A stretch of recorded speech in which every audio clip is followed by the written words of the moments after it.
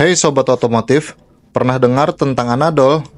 Bukan, ini bukan nama obat sakit kepala atau merek cendol terbaru, tapi mobil legendaris dari Turki. Siap-siap, kita bakal ngebahas sejarahnya yang penuh lika-liku dan angka-angka seru. Yuk, kita gas. Jadi begini sob ceritanya, dimulai dari seorang pengusaha Turki bernama Vehbi Koç. Beliau ini punya mimpi bikin mobil nasional Turki.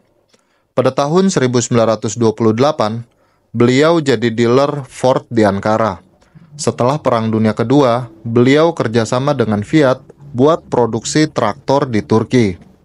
Tahun 1959, beliau mulai bikin truk Ford di pabrik Otosan.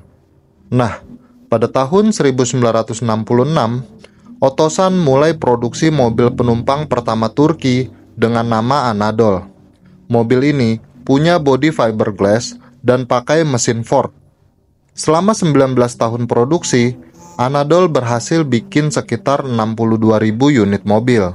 Ngomong-ngomong, nama Anadol diambil dari kata Anadolu, yang berarti Anatolia. Dalam bahasa Turki, merujuk ke wilayah besar di Turki. Jadi, bisa dibilang Anadol ini mobil yang benar-benar mencerminkan identitas Turki. Selama masa produksinya, Anadol ngeluarin beberapa model berbeda. Model pertama, Anadol A1, dirilis pada tahun 1966. Kemudian, ada Anadol A2, tahun 1970 sampai 1981. Anadol P2500 dan 600, tahun 1971 dan 1991. Anadol STC 16, tahun 1973 sampai 1975. Lalu ada Anadol SV 1600 dari tahun 1973 sampai 1982. Anadol Bocek tahun 1975 sampai 1977. Dan Anadol A8, 16 dan 16 SL tahun 1981 sampai 1984. Salah satu model yang paling menarik adalah Anadol STC 16 yang dirilis pada tahun 1973. Ini adalah mobil sport pertama yang diproduksi di Turki. Desainnya terinspirasi dari mobil sport Eropa pada masa itu, dengan bodi rendah dan aerodinamis.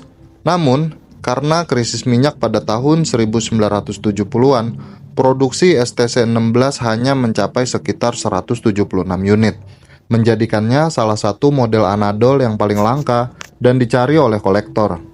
Selain itu, ada juga Anadol Bocek yang diproduksi antara tahun 1975 hingga 1977. Bocek, yang berarti serangga dalam bahasa Turki, adalah SUV pertama yang diproduksi di Turki.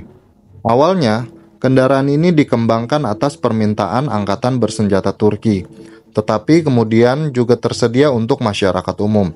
Desainnya unik dan berbeda dari model Anadol lainnya dengan bodi terbuka dan tampilan yang tangguh. Sayangnya, produksi Anadol berakhir pada tahun 1991. Namun, warisannya tetap hidup.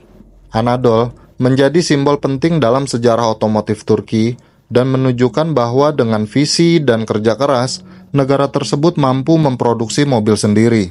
Bahkan, beberapa model Anadol masih bisa kita lihat di Museum Rahmi M. Koç di Istanbul, menjadi saksi bisu di era keemasan industri otomotif Turki. Meskipun sekarang Anadol udah nggak diproduksi lagi, mobil ini tetap jadi simbol penting dalam sejarah otomotif Turki. Bahkan, beberapa modelnya masih bisa kita lihat di Museum Rahmi M. Koç di Istanbul. Gimana? Seru kan tentang Anadol? Kalau kalian suka konten kayak gini, jangan lupa like, komen, dan subscribe biar nggak ketinggalan cerita seru lainnya. Sampai jumpa di video berikutnya.